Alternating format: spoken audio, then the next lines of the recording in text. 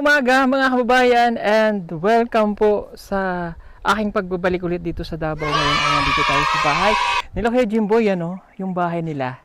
Pero hindi na po ito yung magiging bahay nila dahil ngayon po i-check ko dahil according to our panday ay tapos na yung pinapagawa nating bahay. So para ma-check po natin. So mamaya kamustahin natin si Kuya Jimboy. Tapos pupuntahan natin yung bahay. So ngayon po kami lang dalawa ni Paul muna ang magkasama. Wala pa po si Madam Yola dahil siya po ay bukas pa darating galing Negros. Si Kuya Eli po ay nagpapahinga pagkatapos po nung libing ng kanyang tatay. Kaya pinagpapahinga po muna namin para manumbalik yung po niya lakas kasi ilang araw po siyang puyat. Kaya kami muna ni Paul ang magkasama po ngayon. At mayroon lang akong good news sa inyo mga kababayan. Para tuloy-tuloy ang ating communication, kahit nasa sa bundok kami, alam nyo, nadala ko na dito yung Starlink. Kaya, pakita mo Paul, ayun, sa sasakyan. At ang ginagamit namin ngayon na internet ay ang Starlink. Kita nyo to? Hindi ko naman pinopromote yung Starlink. Pero at least makatulong po, man lang, sa mga kababayan po natin na walang signal sa bundok. At kung may budget kayo, gumamit kayo nitong Starlink. Nandito ako sa Davao. So, ang ginamit ko na plan ay yung room para siya ay madadala nyo kahit saan. Ito po yun. Ayan o. So, from here, mayroon kaming internet. Walang signal dito. No, wala. Dahil bundok po ito. So, may gamit kaming internet ngayon. Yung ginagamit namin para pagkakat ko ng bundok at mag-live kami, tuloy-tuloy yung communication kasi sa side po namin napakahirap kapag wala po kaming signal sa bundok. So, mag-Starlink na kayo basta kaya po ng budget. Napakaganda. Let's go. Ayan, dito tayo kay Kuya Jimboy. Kuya Jimboy! Magandang umaga! Hello? Okay, iikot lang po si Paul, dito ka Paul, dun sa kabila para makita kasi medyo po. Mainit na ang panahon na. Mainit na kuya? Kamusta kay Jimboy? Okay lang? Kayo ba kumain na? Hindi pa po. Hindi ba? Anong ulam nyo? Waro pa? Papaya daw. Papaya. Papaya again. Anyway, okay lang. O, yun na nga ang good news. Tapos na ba ang bahay? Tapos na daw sabi ng panday. Tapos na, sabi ng panday. Pinuntahan mo na ba? Oo. Napuntahan mo na? Okay, sige. Mamaya pupunta ka doon Pero bago ka pumunta, kami muna ang pupunta. Para ma-check natin. Kasi excited na rin ako makita yung tapos na yung bahay. Okay? Sige. Punta muna kami doon Sige, punta muna tayo. Halika, Paul. Okay. Iwanan muna natin si Kuya Jimboy pansamantala dyan sa kanyang tirahan. Itong bahay na ito ay pansamantala lang yan dyan at hindi na niya yan titirhan. Ay, oo nga, tapos na. Pugong biyahero, ang hero ng masa, ang hero ng masang Pilipino. Handang maggala sa kabundukan para ang ating kababayan ay mapuntahan. Ang pugong biyahero, handa na tulungan malayong kababayan na nangangailangan. Hindi namimili kahit pa na sino. Pugong biyahero, hero ng masang Pilipino. Ayan, nandito na tayo. Oh, wow. Okay, pinturado na po. Ayan, ito na yung bahay. Again, magte-thank you lang ako kay Tita PB Lab sa sponsor niya para sa pagpapagawa ng bahay na ito. Tapos na nga. Tingnan nyo naman, may pintura na. Okay, ito po yung magiging lutuan nila kasama po yung Okay, explain ko lang. Ito, wala ito sa plano namin. Nalagyan ito. Pero ako na lang yung nag-initiate o nagplano na malagyan siya. Para yung kabila, yung sa kapatid niya, maayos din po yung likod nila. Kasi dito po sila kumakain. Pwedeng pahingahan nila. Para at least maganda po at magagamit pati rin ng kapatid nila. Pasok lang ako. Na lang, tanggal ako ng di ba maganda? Ito idinagdag na namin kasi ito sagaran siya pinaganon para may bubong pa rin. Tingnan natin sa loob. Pasok tayo. Ay wow. Hello po. Ang ganda na. Ay wow, ang ganda. Oh, ayan natapos na. Pasok lang tayo. Ay wow. Diba ang laki? Kaya alam mo yung akala mo maliit lang siya nung nung ginagawa. Pero nung natapos na, malaki. Malaki siya. Tingnan nyo. Ito solid wood yan. Tapos sliding natin siya. Ayan o. Sliding window. So, lalagyan na lang po natin yan dito ng kortina. Ayan.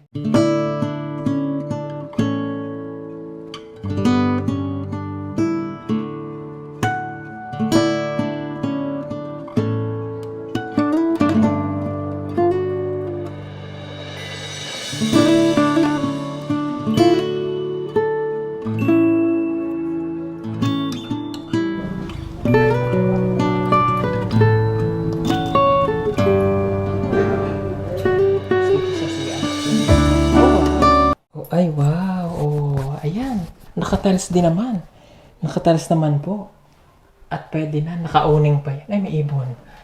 Bird. Teka lang muna, bird. Oh, ayan oh. May singawan dyan. Nakaganto. Maliit na bintana. Okay. Okay naman na ang kanilang CR.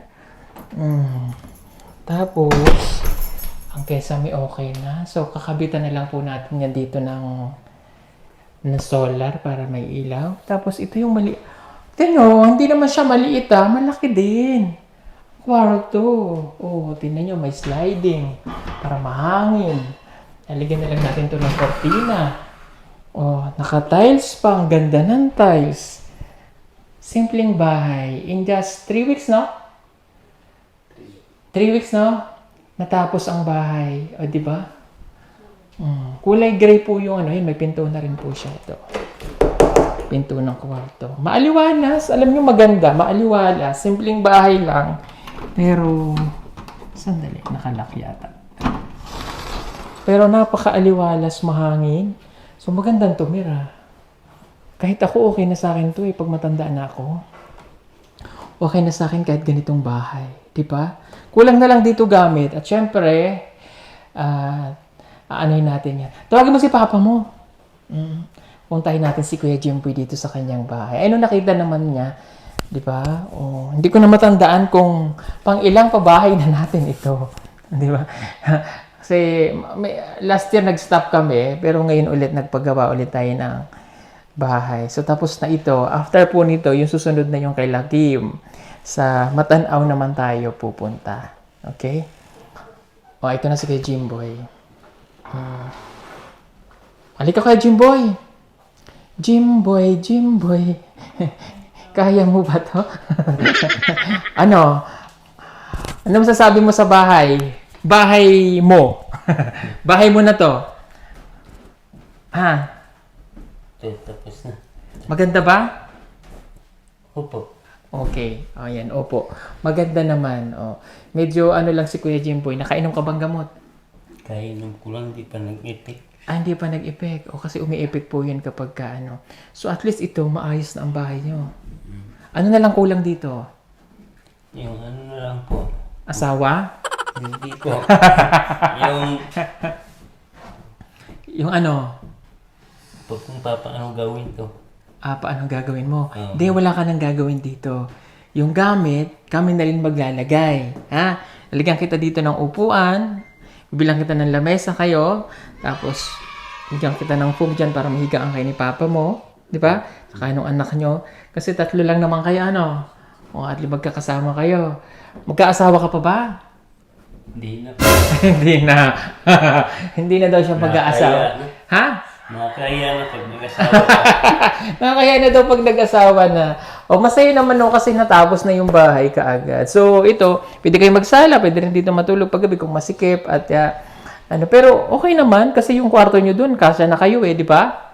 Okay, bibilang kita ng lamesa, upuan, mga gamit ninyo, ha? Paglipat, tapos magre-ribbon cutting tayo. Alam mo yung ribbon cutting? Magkakat natin yung ribbon, i-award namin tong bahay sa inyo na hindi ko na matandaan kung baka pan 60 plus na pabahay na natin to. I-recall ko. Ita-turn over namin ng maayos, magkakainan tayo konti, di ba? Tapos may pastor naman kayo, no? O yun, pwede yung natin invite para makapag-bless dito sa bahay mo. Tapos yun, tapos na. Tapos, dadalaw-dalawin ka na lang namin, no? Yung sala, pwede nyong gawing ano to, yung kainan ninyo para malamig, ano? Oo, para dyan kayo tumambay. Tapos yung ilaw, sir, kahit isa lang din. O, bibigyan ko kayo ng solar, ha? Lalagyan ko kayo. Mayroon akong solar na malalaki, ha? Para may ilaw. Pati street light, lalagyan ko kayo dito para ano, paparating na. Nasa Manila pa eh. Nauna lang ako. Baby! May bagong panganak. Nanganak ka? Hapon lang, sir. Kahapon ka lang nanganak, nakaganyan ka na? Iba rin ano. Bakit ako nung nanganak eh, 1 taon? Charot. Ano na siya, di pa rin na sir, oh. Ano nangyari? Ha? Bungi. Anong bungi? Wala pa namang ngipin niya. Ikaw naman ate. Talagang bungi yan. Sir, ganun din, sir, ko. Bungot? Clip. Kinsa ka mo maduulan, sir, ba? Gusto na mo untay patahi, sir. Kay babae ba yan sa'yo, sir? Walang problema yan sa ano, dito sa Tibucure, sa Davao. Kaya yan. O, libre lang yan. O, mas dadalhin lang yan sa Tibucure dahil kayo naman IPS. Mabilis lang yan, ha? Pero hindi pa yan ngayon. Tingin nga. Ay, oo. Clip siya. Na ano yan, pag ganun. Siguro sipag mo. Ano bang ginawa mo nung buntis ka? Nagtatanim ka? Ha? Kanang mamaligi ako kadadlaw dito sa babaw, sir. Ayan. Masakay yung motor. Ayan. Siya, sir. Kasi na ganyan yun, no? Pag anak niya, sir, anak yun. Oo. Gahapon Clip. po na ako nag-iana. Kasi nung buntis ka siguro, kasakay ka motor, nagkaganon yung bata. Di ba ganyan-ganyan? Eh, yung baby sa loob, infant siya nakaganto. Opo, sir. Wala problema. Yung mga ganyan ngayon ay madali na lang. Tatahiin na lang siya. Kaya ganun. Gusto mo ako ng tumahi? Di joke lang ate. O ito, tambayan nyo to. Pwede ka ditong kumain. Kaya pinaganto ko na to para at least nandito rin kayo, di ba? Mas malamig, no? Oh. Ayan, oh. Maayos na.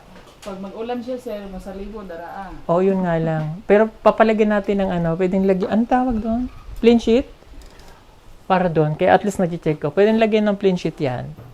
Nakaganon. Para yung, hindi may iwasan kasi mataas eh, yung pag-ulan. Diba? Baby, kapapanganak mo palang nakaganto ka na.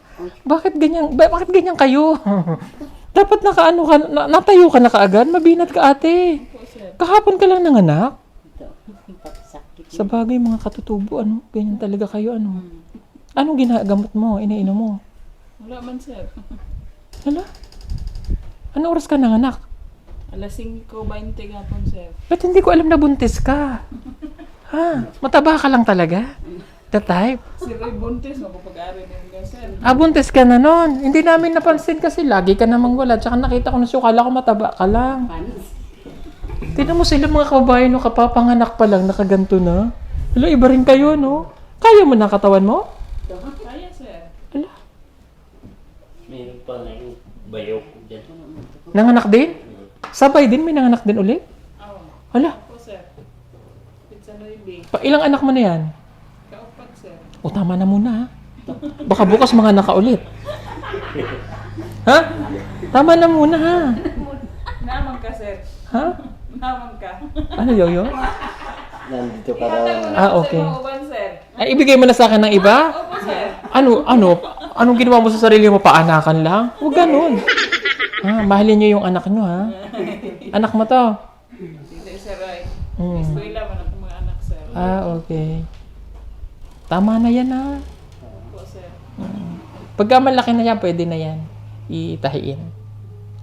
Oo, libre lang doon, walang babayaran. Ayun. So, balik muna kami dito, ha? Nakimarites ako. So, yun lang nga, magre-ribbon cutting tayo sa susunod na mga araw, ha? Para ano. Okay. So, lalagyan natin doon ng solar na ilaw. May upuan kang bago, gamit. Ang laki pala. Akala ko maliit siya. Malaki. Tinignan nung ginawa pa ito eh. Parang maliit. Oo, pero ang laki pala, no? Tapos, pati yung panday, sabi niya. Malaki, ano? Ang gagawin po, pwede kayo dito kumain yung lamesa, dyan lang natin lagay. Para maluwag pa din dito. Para pagkagabi, para at least pwedeng matulog dito yung iba naman doon. Anong lagay dito, sir? Lamesa. Para dyan kayo kakain sa gilid. Mas masarap kumain dyan, hindi mainit. Opo, sir. Di ba? At saka may malamig naman dito sa kanila. Oh, okay na ba yung bahay niya? Maganda? Opo, sir. Maganda. Ba't parang napilitan lang si ate? Joke lang. Maganda na, no? At least may ganito. Naisip ko kasi, nung ginagawa, sabi ko, sayang yung space. Pasimento ko na lang, tsaka lagyan natin ng ganito.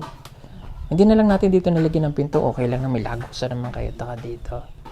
Oh, may tambayan kayo dyan. Opo, sir. Pag umaga dyan kayo uminom ng kape, ha? Bangko lang kulang, sir. No? Oo, bibili naman ako ng upuan.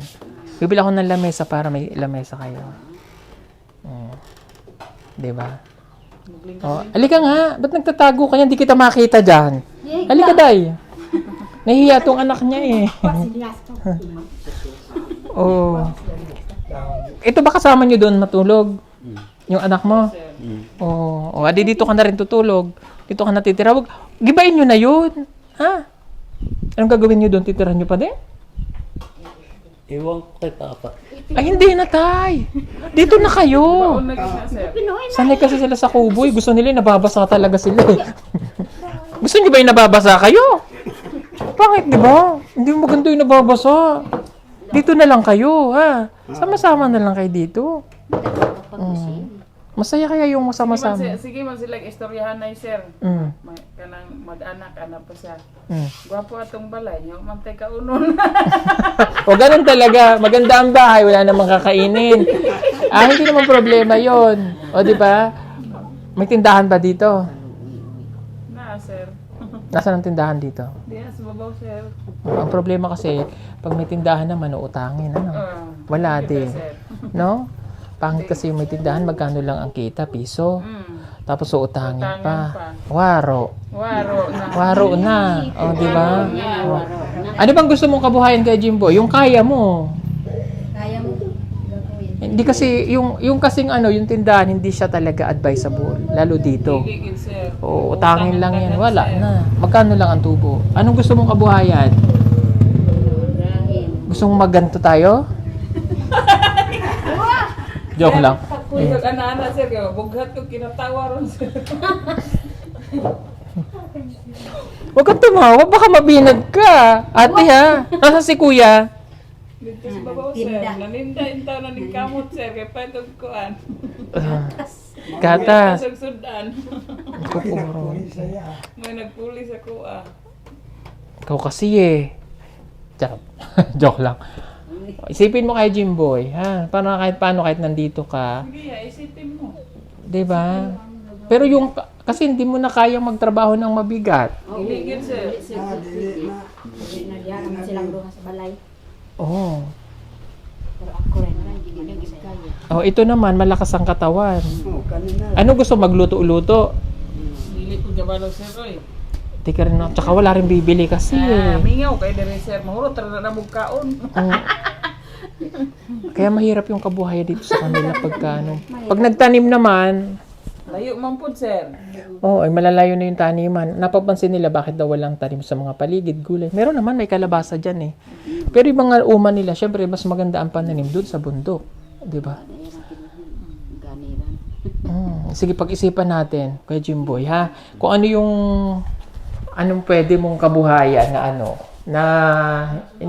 kasi mahirap maedad na siya, no? Yung hanggang kailan yung gamot mo? May darating naman tayong gamot galing kay tita, galing Amerika yun. Mga 80 piraso lang yan. 80 piraso na lang. So, kaya pa siya hanggang May, no? Hindi na sila. Ay, hindi na. Hanggang kailan na lang? Matapos na lang yata ngayon. Yung month? Oo. Ah, Kasi dinala mo yun, buwan yun? 2 months, 1 month ago na yun eh. Oo, for 3 months kasi dapat yun. December pa yata. Oo nga, December. Oo, tama, for 3 months. Pero may darating ka naman ng bagong gamot. Galing Amerika yon. Dadalhin ni tita. Anyway, kung pagbalik natin, bibili muna ulit ako ng siguro mga good for 1 month mo. Ha? Habang inaantay natin yung gamot galing kay tita. O siya, sige. Kami ay aalis na. Maraming salamat sa inyong lahat. Thank you kay Tita PB Lab dito sa pabahay niya po kay Kuya Jimboy. Maraming salamat. Thank you sa mga panday po natin. Thank you sa walang sawang paggawa ng bahay. Thank you din sa lahat ng sponsor. Thank you sa lahat ng charity viewers, nationwide at saka worldwide. Marami pong salamat sa inyong lahat. At bago tayo umalis, bili kayo ng pagkain niyo pala. Wala kayong ulam. Wala pa kayong ulam. Ay, naiwan ko pala doon. Nandun sa sasakyan. Balikan ko na lang. Nandun. So, yun, naalis na ako. At teka lang.